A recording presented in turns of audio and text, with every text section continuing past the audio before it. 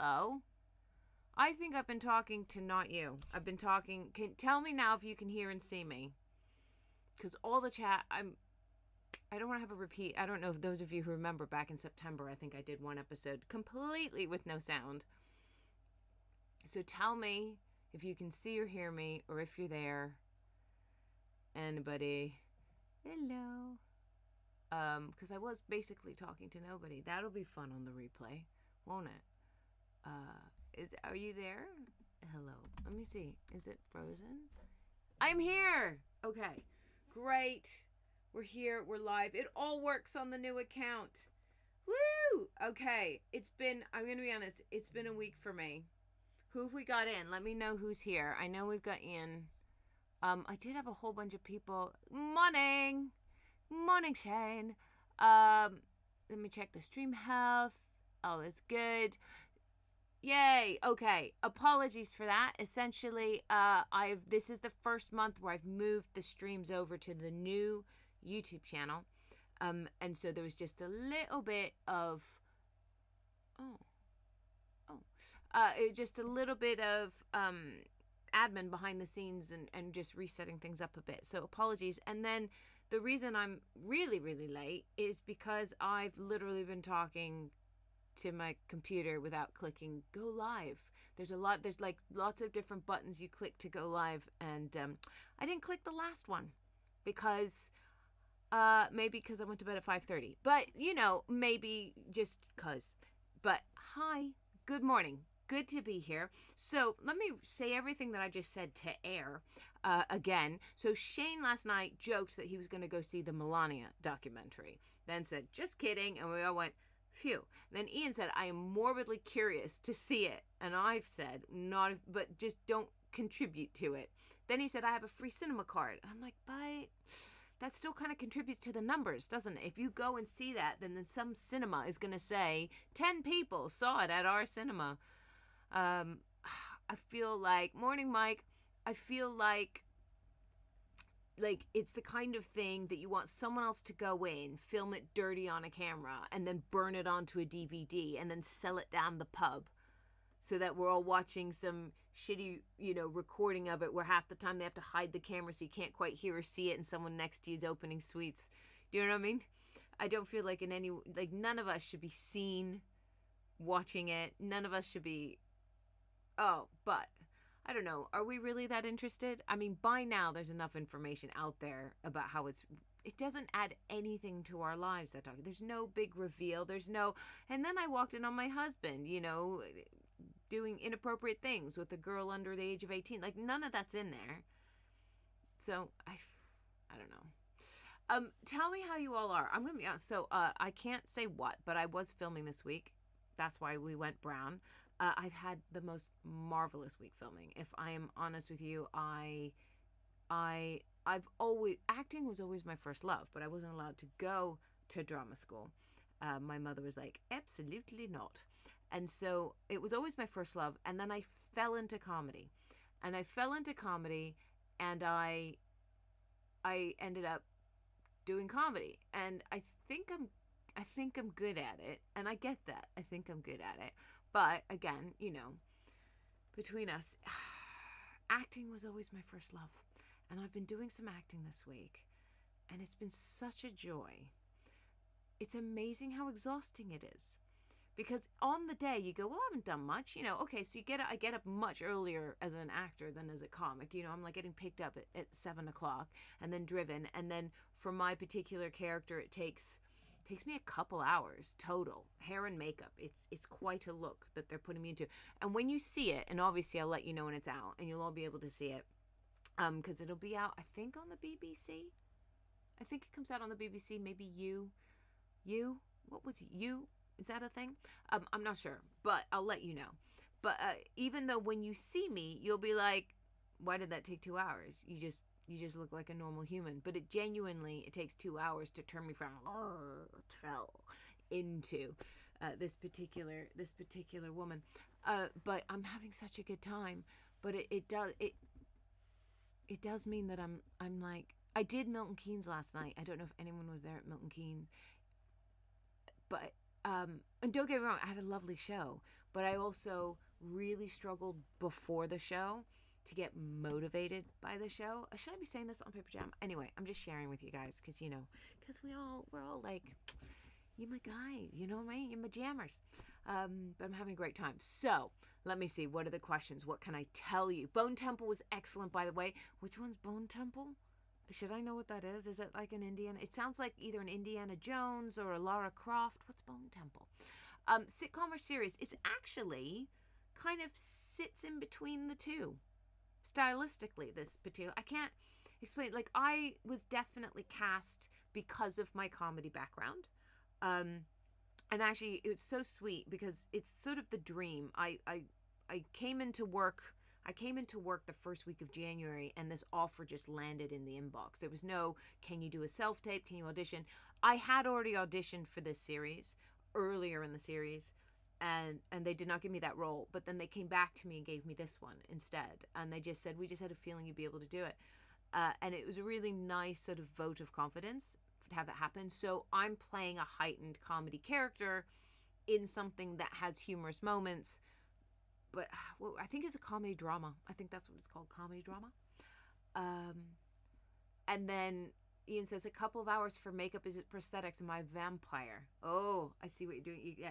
No, I'm just playing a normal. Like I said, when you see me, you're going to go, why did that take a couple hours? But it genuinely did. It's incredible, though. I have to say, I'm so impressed by the level of detail and attention that everything you've got your wardrobe designer, you've got your hair and makeup designer, and she genuinely, I had to go in for a day where they sat and designed my look. They chose colors of blush, colors of eyeshadow, how they were going to apply it, how high up the eye, is it smoky, do we put a line on, like the whole thing is designed. Like, never underestimate, when you watch any show, there's always someone designing every single face on it. And we can see that in things like Star Trek. We can see that in things like Bridgerton as well. That's going to be very stylized and everything. But even on just normal shows, there's somebody there designing every single feature artist, guest artist that comes in, guest actor, just in so much awe of the whole thing. Jared, it is not, I can tell you, it is not The Secret Folk Dancer because I'm not under an NDA for that. If I ever return to The Secret Folk Dancer, because it is a feature-length film which the director's still looking to fund. So if anybody knows any movie funding and would like to fund that movie, we would love to finish it. I will tell you. Morning, James. How's the work going? 28 years later, the next part. Yeah, do you know what? I need to watch 28 days later before I watch 28 years later because I cannot remember it. I did see it, but I cannot remember it. So, we've got 2 people on the Patreon. You can see me now and hear me now. Great. Okay. Okay. Right. So anyway, it seems weird to go from what was such a nice floaty week. I had a nice floaty week. Don't get me wrong, I'm exhausted though. I am genuinely, it's surprising how, so I sit in the chair for 2 hours and then you do takes and then you go and sit and then you do takes and you sit, and it feels in the moment quite easy, but actually you're exhausted by the end of the day. And the other thing, can I just do a shout out to you know what I love? You walk onto a TV set or a movie set and you've got all these different roles, and you've got the DOP, director of photography, then you've got the first AD, second AD, third AD, which is assistant directors. You've got the ACs, assistant camera people, and all of these different roles. I have someone who is in charge of my costume. I've got someone who's in charge of my hair and makeup.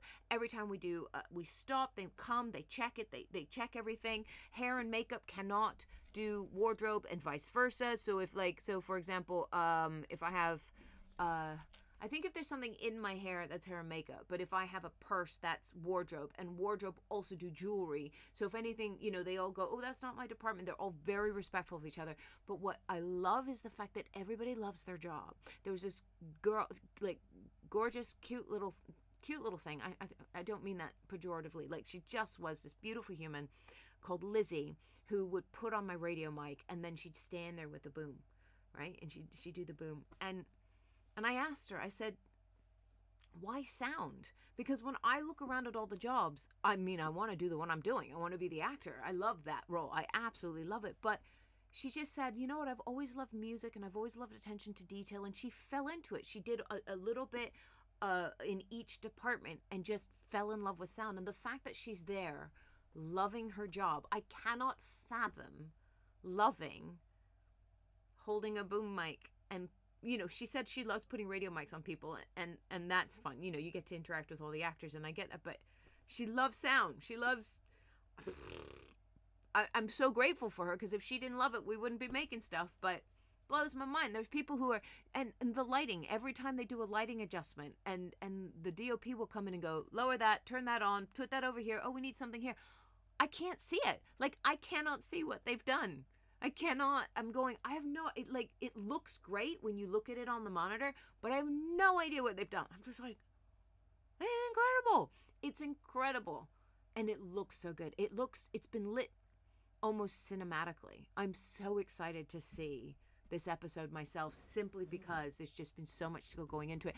And you don't always get that in television. Film, they tend to, they usually have bigger budgets, but they're doing film level work at a TV level, and I'm loving it.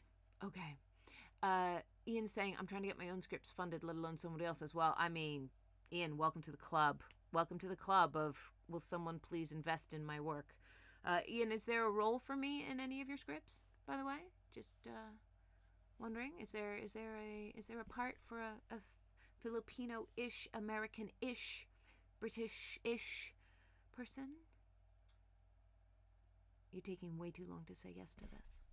Way too long. So I know that it's Paper Jam. We're supposed to talk about the news, and it's hard. It's really hard. It's kind of, so let's throw stuff out there. I have prepped a lot of stuff. A lot of stuff is going on, I think. But what do we want to talk? Because this is essentially group therapy for the news. What are the stories that we want to talk about? Because obviously I have opinions on all of them. I have facts and figures on all of them. I've done all of the work.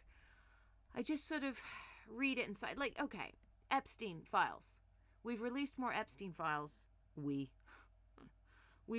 There are more Epstein files out there. And have they revealed anything that we didn't already know? No. Have they dug an already existing hole a little bit deeper for certain people? Yes. Is Trump exonerated? No. Is Trump definitely condemned by them? Not enough. Not enough for anything to happen, I mean. What do we know? We continue to know that Andrew was just heavily involved in and continually making poor decisions.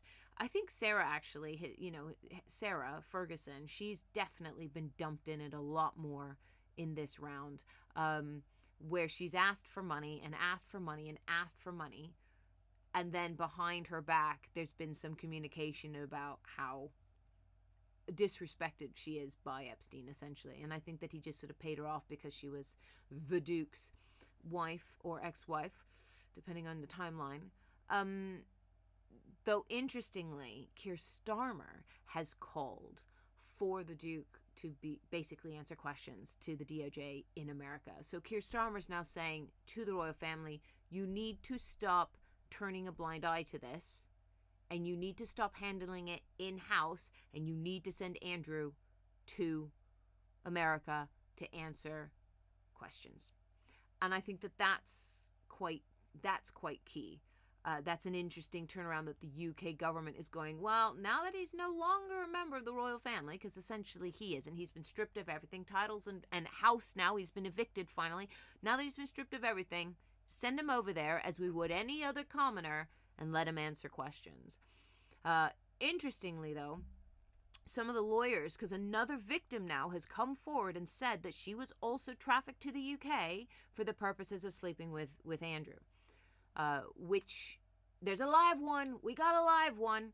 We got another one who is willing to come forward. And interestingly, the lawyers for the victims said that the worst thing that you could have done for the victims is actually strip Andrew of everything. Because when he was a duke and when he was a member of the royal family, they could then hold the entire royal family accountable for his actions. But now that he's just a commoner, they're just trying to get to him. But I would have thought, well, then now we can put him on trial. Can't we? Now he can see due process. So it'll be interesting to see how that plays out. I think that the government won't push for him to necessarily go to court, but now that dearest mummy is gone and won't be paying 12 million to avoid court exposure, it might well happen.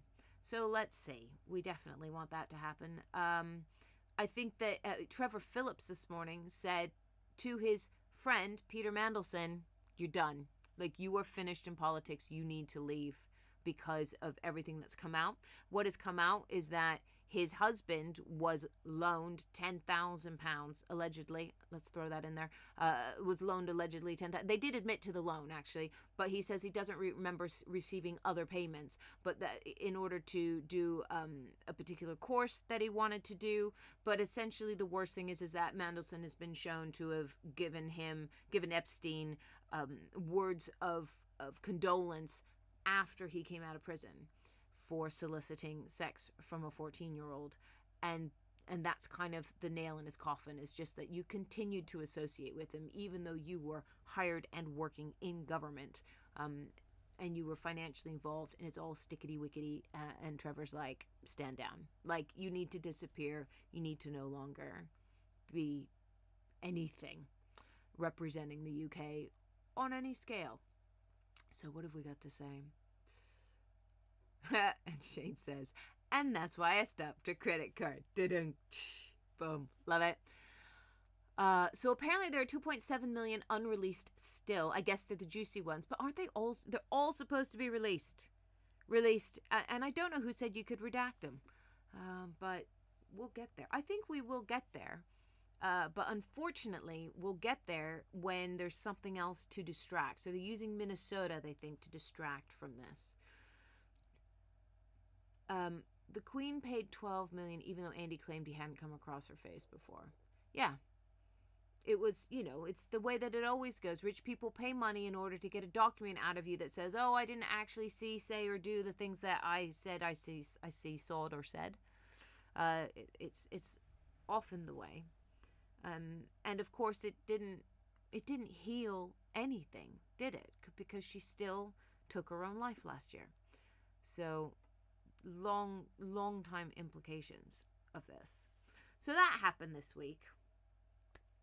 Maybe Andrew could redeem himself and tell the world in explicit detail of all the acts he saw Trump engaged in, preferably also involving Putin. Well, you know what? Putin has never really been...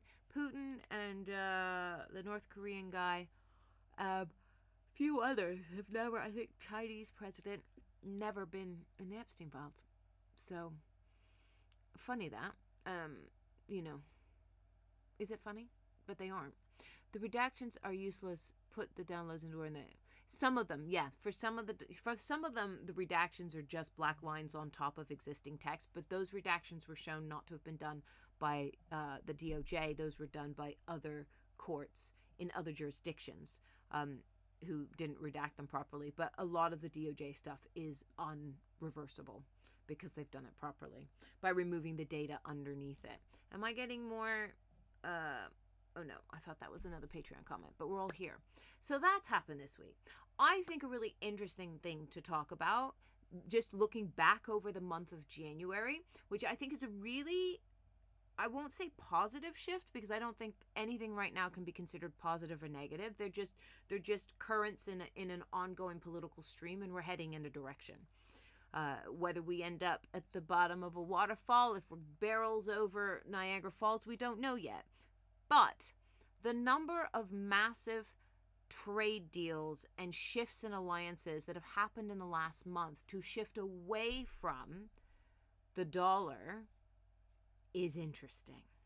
So let's talk about that. So the EU, after over 20 years of negotiating both with India and with the Mercosur countries in South America that we discussed, which are Argentina, Brazil, Paraguay, and Uruguay, has come up with two massive trade deals. So we already talked about the Mercosur Trade Pact, which was basically cows for cars, is what it was called. And not everybody in the EU is happy about that. Okay, so farmers are not happy about how we are going to essentially be opening the floodgates to South African beef in exchange for German cars to be able to go down there. However, that is a huge trading block that's just been created there. It's expected to eliminate over 4 billion euros in duties on EU exports. So that's huge. And it reduces reliance on both the US and China, that trade deal. Now, this week, after 20 years of negotiating with India, so it's interesting that the EU spent 25 years negotiating the Mercosur trade pact, and they spent 20 years trying to negotiate a trade deal, a free trade agreement, essentially, with India. Is that they've also now come to that agreement. So we've got all of this America going crazy with, I'm going to add a tariff and I'm going to do this. So now people are just signing trade pacts all over the place. So EU and India have a free trade agreement, which essentially, by coming together, this pact unites two economies that represent 25% of the global GDP. This is 25% of the world's economy has now come together in a free trade agreement. It's going to eliminate tariffs on almost 97% of EU goods into India.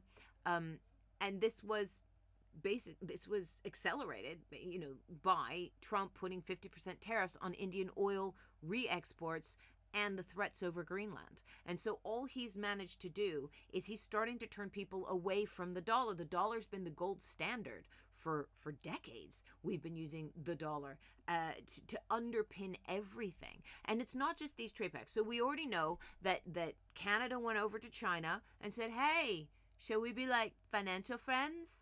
And China's like, well, it's all we only ever wanted. That's my Chinese. I don't know why that's my Chinese. It's all we ever wanted was just to be like financially in control of everything. But it's still, the Canadians and the Chinese have come to an EV agreement, electric vehicles, and a few other bits and bobs. Now Keir Starmer went to China and has created what we call a strategic partnership. What is that? A strategic partnership? What is that? Anyway, so I think we're going to sell them whiskey for cheaper. Woo woo. We're also going to, AstraZeneca is going to build some major research and, manufacturing facilities over there worth billions. We're going to just start being more open to a financial arrangement with China. And again, this is kind of a massive finger to the US, to Trump, to just go, listen, you keep throwing your weight around because everybody's relying on the dollar. Well, we're just going to stop relying on the dollar. We're just going to ignore you. We're going to go around you. We're going to deal with people like China who, for as much as China has this massive military, beautifully funded, beautifully dressed, all of the rest of it, the Chinese have never actually really used their military. Like we don't actually know how effective they are in combat. One of the most practiced militaries is the American military because they're in everywhere. So we've got that going on. Also, by the way, just there was also South Korea and China also have expanded their free trade agreement. So we've got that going on over there. So China's really winning right now by almost instead of joining in the fight, instead of kicking up a fuss about Venezuela, which they couldn't because they were actually left out of that conversation. It was really Russia and America that just went, hey, should we behead Venezuela? And even the Russians went, yeah, okay, but don't tell the Chinese. And they orchestrated it. So the Chinese were probably feeling a little bit butthurt about being left out after that. But they realized rather than kick up a fuss, they just sat quietly and went, okay, Trump, I see what you're doing. You just keep pissing off Europe with your little Greenland thing. You just keep doing what you're doing. And lo and behold, people are starting to come to China and people are starting to trade with them. Because it's so easy. It's so easy to ignore human rights infractions, isn't it? But it's like the Uyghurs. It's just going, well, but America's being fussy. So we know that we're not totally happy with your human rights record, but could we maybe do a little trade deal in order to make Trump feel, less powerful? And it's working. There's a strategic pact that was formed this week between Iran, China, and Russia. And again, this is to try and give them all a stability that avoids a US dollar-centric financial system by coordinating different things, defense planning, intelligence sharing. So they're also starting to create trade flows that have nothing to do with the dollar. BRICS Pay and CBDC, which is the central bank digital currency. So that's basically the Reserve Bank of India is proposing linking national central bank digital currencies across all of the BRICS states. All right, let's do BRICS. We all know BRICS, right? It's Brazil, Russia, India, Brazil, Russia, BRICS, I think it's South Africa. What's the C? What's the C? Come on, help me out here, guys. Anyway, they're talking about creating a real-time settlement in local currencies, which would then aim to reduce transaction costs by 30 to 50%, because right now everybody uses Swift. Swift is the transfer system we all use, and it's dollar-based. So if the BRICS can come up with their own real-time settlement, so you can pay from Russia to India without going via Swift, you're saving on actual transaction costs and you're avoiding exchanging through the dollar. China, of course. What is wrong with me? China. Do you know what it was? I was there going, Colombia. It's not it's cha. It's cha. It should be britches, shouldn't it? Britches, not bricks. Britches.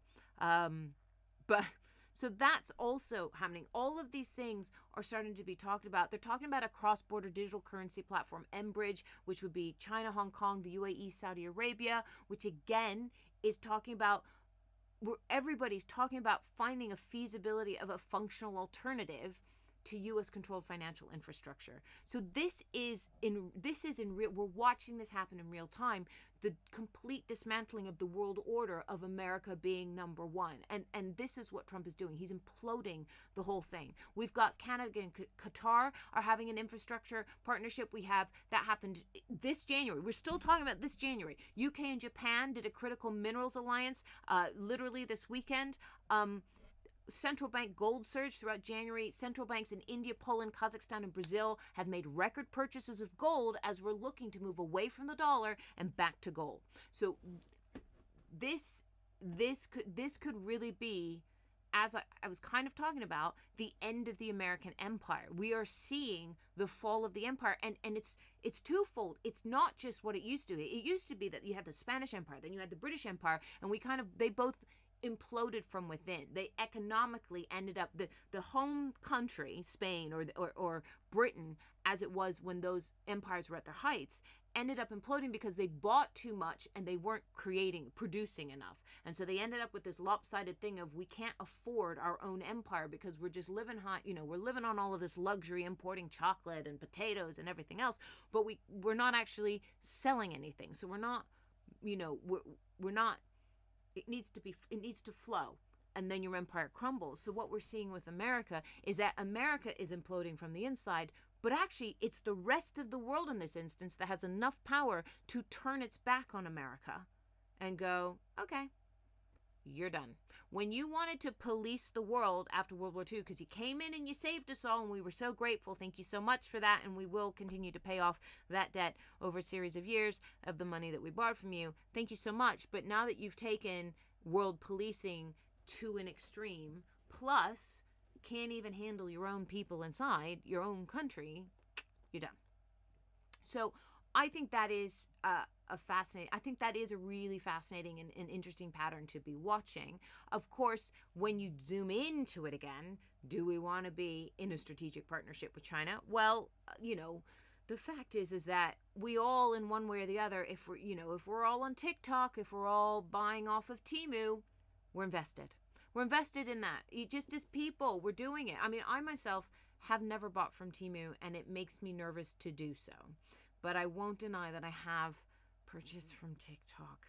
But on TikTok, at least you can see if something's coming from, China, or see if it's coming from like a British vendor, or at least if it's already in the UK. But I do think that there are suppliers like Temu that now just have massive warehouses in the UK. So rather than ship individual parcels from China, they're just going, here's a whole bunch of shall I say tat, but whatever it is, and they have it already over here, like Amazon, same thing. It's just like a warehouse service, isn't it? But we're all in there. If we're not on iPhones, then which are made in Asia anyway, then we're all on Huawei's or Samsungs, and like I don't think we can live our lives anymore without being completely and utterly entwined with a lot of different economies. So even on a personal level, we're already accepting of it. Let's see what we have to say. Ooh, the comments. I love it. Okay. All right, Shane says, true on the redactions, but if you pull the source file, the deletions can be seen as everything as a tag, perks of Oh, Shane, I'm loving it. Very good point, especially if there's version history. If there's version history of a Word document, this, I mean, 101, put it in a PDF, am I right? Number two, once Trump gets his new head of the Federal Reserve, the U.S. economy could go into free fall as investors withdraw and loans are called in. Yeah. No, I mean, everyone keeps saying to me, Trump needs to go. Trump needs to leave, and I'm saying no. Trump needs to stay. The fact is that we cannot return to the old normal as it was, as we knew it, where we would, there's some interesting footage that's been surfacing recently of other Republicans, and when someone's insulted their Democratic opponent, they've gone, no, they're not they're not those words that you said they are. They are, good people. We just have a difference of opinion. And you see some really elegant Republicans going, this is not how we fight in politics. And these videos now are, they're over 10 years old because, of course, they're over 12 years old because 12 because the last three elections have all had Trump in them. But we need Trump to continue to completely destroy what he's destroying in order that something new can be built, because we cannot go back to where we were. It's too late for that. It is too late. They are going to have to build again. Now, I don't know many. I haven't looked this up. If you know, please tell me. I cannot think off the top of my head of any country that's ever had more than one, I would say, let's say first world country, developed country, that has had more than one civil war. I know that there are countries that have had multiple civil wars, but I'm talking about have had a civil war, have settled, and are having another civil war, which is what's happening, I think is what's we're at the beginning of in the U.S. I know that there's a lot, and again, for those countries, if you're thinking of countries perhaps in the third world or in Africa that have had multiple resurgences, I would argue that either A, they haven't had a civil war and then settled. Like, do tell me. Like, I'm open to this question, to the answer to this. But I think that when you've got imperialism complicating the issue, it's not quite the same deal. But if you look across Europe, every country pretty much had a civil war and then settled down. And America had a civil war and settled down. And now we're seeing a second one. And I think that this is, if we put all emotion aside and the fact that many of us have war age fighting children, that's not a phrase, fighting age children right on the brink of potential war, if we put all of our personal stuff aside and just watch this from the point of view of history, this is fascinating. And the reason that I think it's important that Trump stays in and breaks it all apart further is because if he were to, for example, if he were to have a heart attack right now, if he were in any way to be taken out, then I think that there is enough of a hold of the Project 2025 thinkers, of that way of Republicans, that actually I think the Republican Party would breathe a sigh of relief, and then they would rally around J.D. Vance. And J.D. Vance, let's be honest, is a bit of a puppet. He's not coming up with these ideas himself. I mean, he himself was very anti-Trump just 5, 6, 7 years ago. Like, he himself is clearly malleable.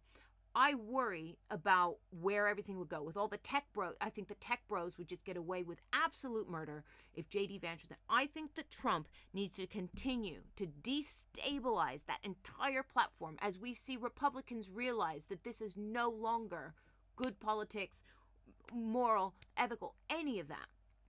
And I think that he needs to destroy that, and so we need to keep him in. I think it's imperative that we need to keep him alive until it breaks down enough that we can see. So at the moment, we have Mamdani in New York. We need more of that. We're about to lose Tim Walz in Minnesota because he's already said he's not going to run again. Let's hope he stays involved in some way, shape, or form with Democratic voicing, because he's turning out to be a real hero in this situation.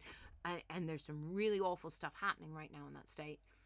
But we do need, and I know it's counterintuitive to wish him to stay, but we do need him. He is dismantling it brick by brick, and wait till he drives an absolute tank through it, like he did the White House, to build a ballroom, and then we can move in and properly rebuild. Okay, I would argue England has over its almost 1,000-year history. It's not called a civil war formally, but what is the War of the Roses if not civil war or the anarchy? I thought the War of the Roses is what I was thinking of with the Civil War. Oh wait, no, you mean separate to when Cromwell came in. So you're saying the War of the Roses was another civil war and then Cromwell's civil war? Is that what you mean? What's the anarchy? Tell me. Oh, Ian, educate me. I love this. What do you call the anarchy? I don't know if I don't know the War of the Roses. I mean, the Civil War disrupted government. Same in France. Their Civil War disrupted government. That's when we lost the monarchy. That's when the Republic came in. I would say that that's what our Civil War was. It's when you have a massive shift and disruption in government. So in America, the Civil War was between the North and the South, but it completely disrupted the labor market as they were built. And then we had a new, I would say it's a government disruption. The War of the Roses was still very much kind of like monarch on monarch, wasn't it? It was still kind of just, it was almost like a bit of family infighting. Because I don't feel that it was a complete division of the entire country. I feel like, but you know what? I'm willing to discuss it. I must admit the War of the Roses is not my strong point, but if anybody wants to come back at me. Come on, let's do this. Let's do conversation. I'm open to it. France has had a few civil wars. Really? Tell me more. Because again, okay, all right, well then maybe, yeah, no, I love this. I'm loving this.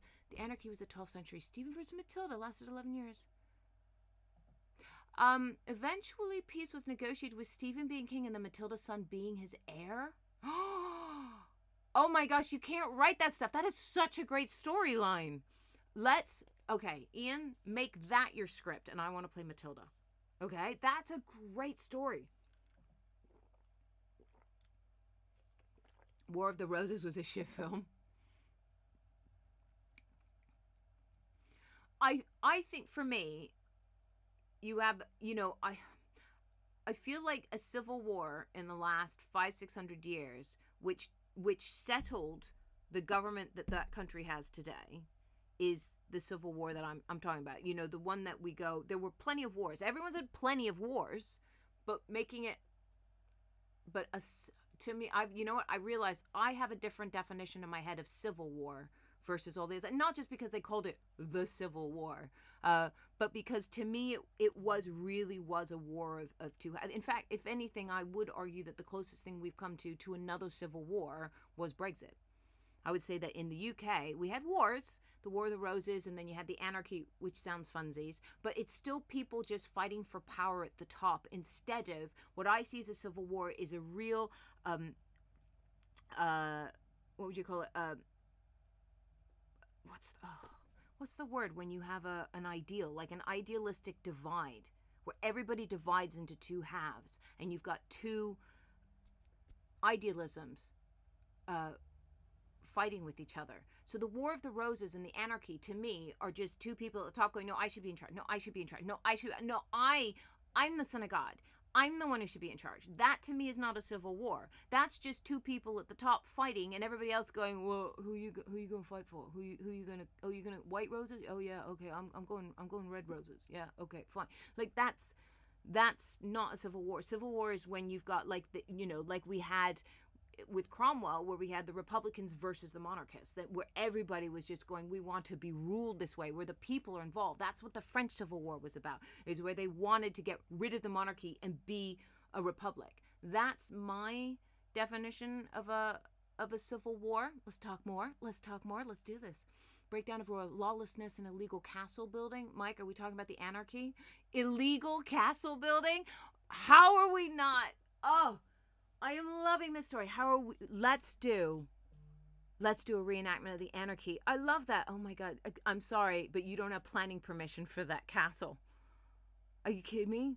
So imagine that job sort. Excuse me, I'm so sorry, but you don't have, I see you put a moat, but I don't have an application for a moat here in the, because you can't read and write? I'm sorry, that's not an excuse that you don't know how to read and write because you're just a peasant. You built an illegal moat. I mean, that's hilarious. That's really funny that there was some jobs worth going around during the anarchy going, excuse me, you're not allowed a castle. You can build a cottage and you can build a hut. That's what you're allowed to build, but you cannot build a castle. No castle for you. Insane. So a successful revolt revolution. Yeah. Yes. I think so.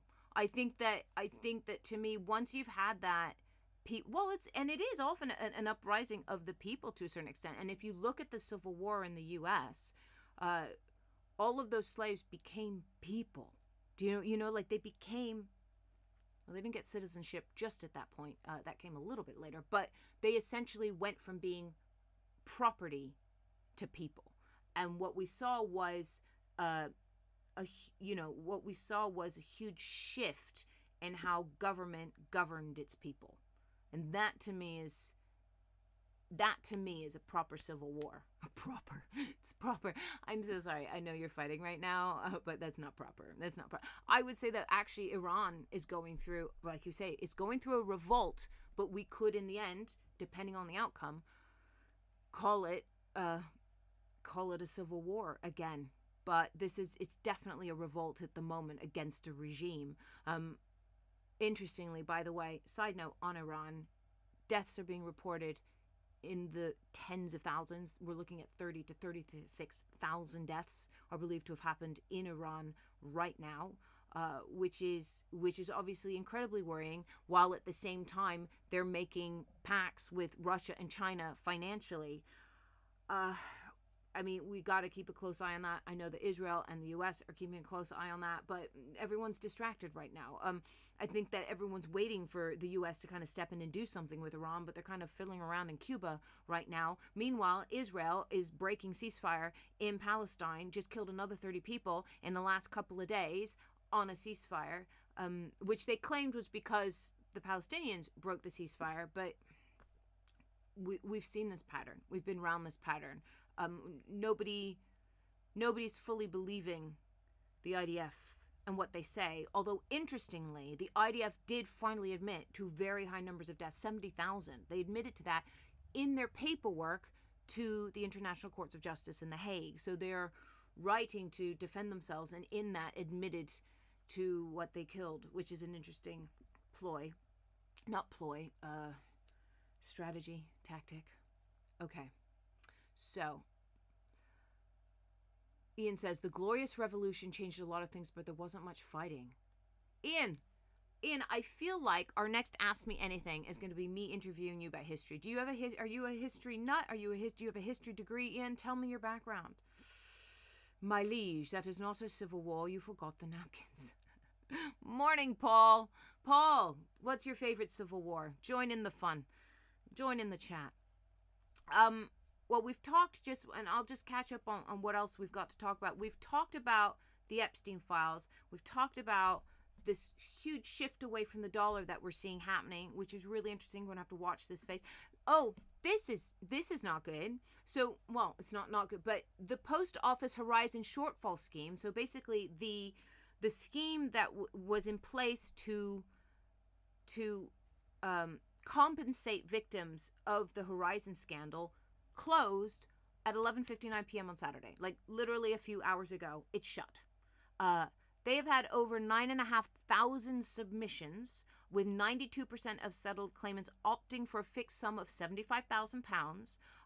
But they still have hundreds of claims that have still come in, and they've said that this arbitrary closing of the compensation scheme seems a little unfair. Some people in charge have said, well, we could probably process a few more, but they just shut it. Like, everybody rushed to get their claims in late 2025, and now they're going, well, it's closed. Like, money's closed. Let's see what happens.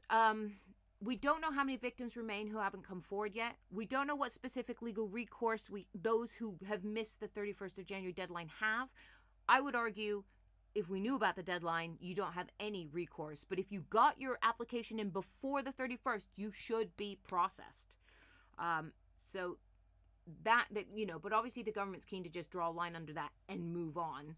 By all means do it, but still please quietly pay the people their compensation, especially since most of them are actually being quite nice and going, I'll accept $75,000, when really, for the emotional damage of that entire situation, they deserve so much more. We arrested Peter Tatchell, who is he's like I don't want to say a career activist, but he's been active. He's 74 years old, and he's a veteran activist. Let's put it that way. He was at the protests yesterday in London. He was carrying a placard that read, "Globalize the Intifada, Nonviolent Resistance, and Israel's occupation of Gaza and West Bank." So he made sure that it said nonviolent resistance. He wasn't saying go around, and do anything inappropriate or violent, but he has been arrested for that. Apparently, since the Bondi Beach shootings, phrases such like "globalize the Intifada" have become inappropriate, and so he's been arrested. That happened yesterday. Looking at the states, it's bad in Minnesota, and it turns out a whistleblower has revealed that back last year, the ICE were given permission to essentially go in without arrest warrants. So this has been revealed recently, but ICE can that's why they've been given permission to not do things properly. There is a little bit of paperwork. There's a form like an I-205 that they have to fill in, but they don't have to have arrest warrants for people. But as you can see, if you've been following any of it, the footage is scary and insane. There is a video of a woman who's driving down the road, and she's being chased by an ICE car, and they eventually get around her, get out of their car, guns going, "Get out of your car, get out of your car, get out of your car." And she's there going, "I'm not getting out of my car. I'm not." And they grab her and they take her out, and they called the police, and it was the Minnesotan police that showed up and saved her from ICE. And we think, we don't know, I think she's American, but she was observing ICE doing their actions, and then they decided to chase her down for observation. As we probably know, because you're all very news savvy, they have arrested a number of journalists in the States for reporting on an incident in Minnesota where a bunch of ICE protesters stormed a church where the pastor is also someone who works with ICE, and they were reporting on that. They were documenting that. It's Don Lemon from CNN and a couple of independents. They've been arrested, and they're going to be charged with being involved in the situation. 20,000 people took to the streets in San Francisco to protest against ICE. I think everybody's really rallying around the state of Minnesota. But at the moment, Trump's doubling down. If ever we need a taco moment, taco, this is it. But let's see. It is actually true that, like most bullies, if you push Trump hard enough, he backs away. He seems to have backed away from Greenland right now, knocking on wood. He seems to have stopped. Someone needs to push him on this. We need to push him on this, but we also need more and more of the Republican Party to start voting against it. So because of the death of Pretty the week before last, we're starting to see more and more Democrats going, "Oh, actually, we don't want to fund it. We're not going to agree to things." We're slowly starting to see little shoots of change, but like I said, he needs to stay in, and he needs to, the entire brick wall needs to come down before, he is serving a purpose. It's just horrendous to watch it in action, but this change needs to happen. It does need to happen. What see what you say? Okay. Jared, copied from the web, major frog v. frog conflicts include, major French v. French. Thank you, Shane. Shane. Thank you, Jared, for making me read that out loud on the internet. So, Armagnac, Burgundian Civil War. French wars of religion. No, religion, don't count as civil war. Sorry, don't count that. The Fronde. Revolutionary conflicts. Yes, various revolutionary conflicts. 1792 to 1800s, I think, are the ones that I would count as their major civil war. I would have to look up the Armagnac-Burgundian Civil War. But again, it sounds like that, back in the 1400s, would have been one region fighting against another for ultimate control. And that, to me, is not a civil war. A civil war involves the people. It involves the people having an opinion. But, the French, they're still at it, though. We love the French. Love the French. I bet you from all of those, there came some good wine and cheese. It's funny that. The one thing about war that is frustrating to me as an autistic woman is that we as a species make some of our most ingenious technological advancements in war, especially in medicine. We make a lot of great progress in medicine because we're suddenly coming up against different injuries and pathologies that we don't normally see. So actually the pandemic as well. We saw a lot happen in the pandemic, medically, technologically speaking. Paul says American. I mean, it's a classic Civil War, isn't it, Paul? Classic one. Paul said they shut our local post office on our road. 3 times our Nisa was falsely accused. I hope that your Nisa got compensation. Ian says, my background is mixed, but a bit more science-based. Oh, science A-levels, a BSc than an MA. Oh, well, you know me, soft spot for STEM. But, like a lot of people, love a bit of history, love a bit of geek. They were humiliated and lied about. Horrible. Oh, Paul. Well, I hope they got money. I hope they got compensated, at least. The German Civil War was 1918 to 1919. Yeah, the Germans, they had quite a 20th century, really, didn't they? So I'm kind of pleased for them that they came out the end of the 20th century with a bit of economic stability, but they do seem to be destabilizing again now. But that's thanks to world pressures and, of course, Russia. Unfortunately, I think that Germany and Russia have a rather toxic relationship going on. It's gonna take a while to resolve. Jared, you missed the croissant kerfuffle of 1682. Oh, well, the croissant kerfuffle. What was it? Was that? Oh. And then James says, knowing the French, they would have stopped for a 2-hour lunch during a Civil War day. Ian says, that reminds me of Asterix in Britain when every battle stopped for tea. I loved Asterix. Grew up on Asterix. Love Asterix very much. Listen, we have a couple minutes left. I'm quite happy to go a couple minutes over because I know I started a couple minutes late, but this is all set up, so it should work perfectly next time. Anything else that we want to talk about? I'm just trying to think. There's so much that happened. Syria, looks like that there might be some, speaking of civil unrest, it looks like in Syria we're going to see a tentative coming together of the Kurdish and the Syrian transitional government. So the STG basically went in and just took control of a lot of Kurdish-held territory. And they're talking about phasing and integration of the Syrian Democratic Forces into the Syrian army. So that seems to be a little bit of light, that Syria might be having a little less conflict and a little bit more peace. There have been some suspicious explosions in Iran, which of course officially are being called gas leaks, but some of the buildings that went up were not connected to the gas mains. So we keep an eye on that. Before I forget, the U.S. officially withdrew from the Paris Agreement and the World Health. Let me say that again for the edit. The U.S. officially withdrew from the Paris Agreement and the World Health Organization this week. It went under the radar. It's quite quiet, but they've essentially withdrawn from both of those things. They don't care about the planet, and they don't care about the health of the world. So they are out. They are absolutely out. But in some ways, perhaps, I would say that spiritually it sounds like that's a great thing because maybe we can get on with stuff without anti-vaxxers constantly popping up going, this is not a good idea. However, the U.S. has historically been the World Health Organization's largest historical donor.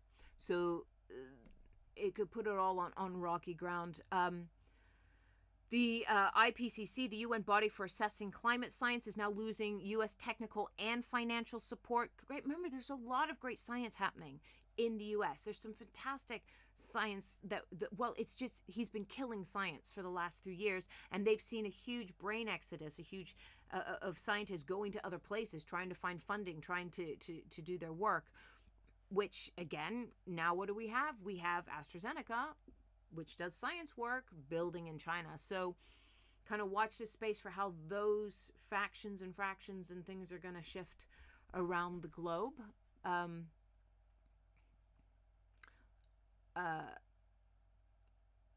Jared says there could be some friction between the UAE and Saudi Arabia. Yeah, it's an interesting one, isn't it? UAE and Saudi Arabia. A lot... we are taught in the West to just think of them all as one big unit of Arabs, and they just aren't. They are not together. The UAE has very much always been like, a playground for the West, and they like that. They just go, look, we're not going to tax you. To the credit of the UAE, I've always admired how much they take care of their own citizens. They go, listen, the foreigners can come and they can run businesses and everything else, but our citizens, have to be on every board. If you want to run a company in the UAE, you have to have a local on your board. They get great payments and everything. So I was like, I don't like going to Dubai as a playground. It feels hedonistic. It feels a little bit wrong to me. You can kind of, especially as a Filipino woman, you kind of feel the slave labor. It's not that far under the surface. There's a lot of Filipinos still working in the service industry there, and I've never felt totally comfortable there.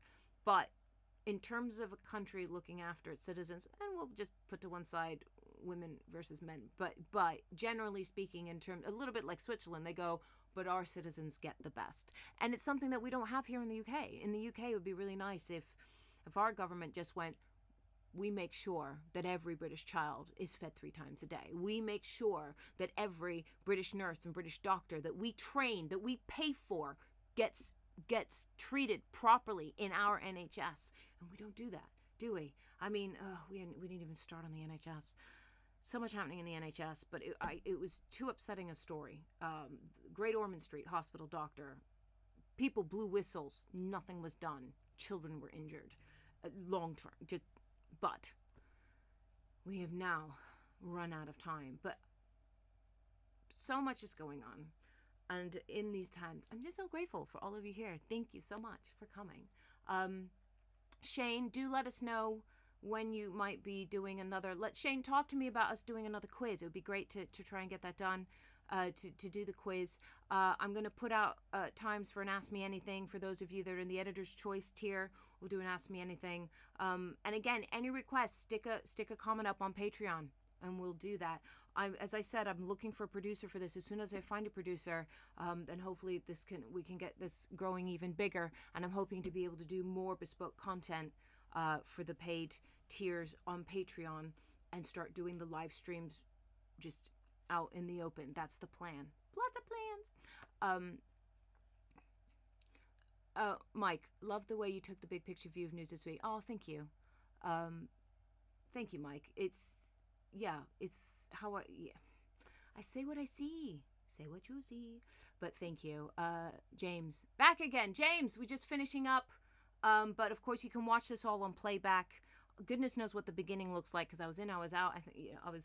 But it was great to see you all. I'm going back filming next week, and I can't wait. I'm so excited. I just love it. So if any of you, if you know anybody needs an actor, please, I'm here. Shane, yes, please put out the times posted so we can get a good consensus, and I'll send you a new poster. Okay, Shane, we'll talk about doing a quiz. We'll get that sorted. But in the meantime, folks, have a great week. I'm going to be in Brighton on Thursday and Leicester on Friday with Rebellion. If you have any friends in either of those areas, send them along. Also, just while we're all still online, I am planning to record Rebellion. I'm thinking of recording Rebellion in London. I'm hoping to do a matinee and an evening show so people who live outside of London could come in, see it, and go. Again, it's a huge thing to arrange and pay for, because I need to get a room. It'll cost thousands to do it, but if I do it, then I need to find at least a couple hundred people to fill both shows in order that I can do it. So if that'll be the next thing coming up. But you're all amazing. Okay. Stay. Billericay is Saturday. It's not a tour show though. Billericay's just a show. James is just, I'm just gonna close that. And on Sunday at Park Theater, I'm just closing that as well. So Thursday and Friday are the big ones, are the tour shows in Brighton and Leicester. So I'll see you soon.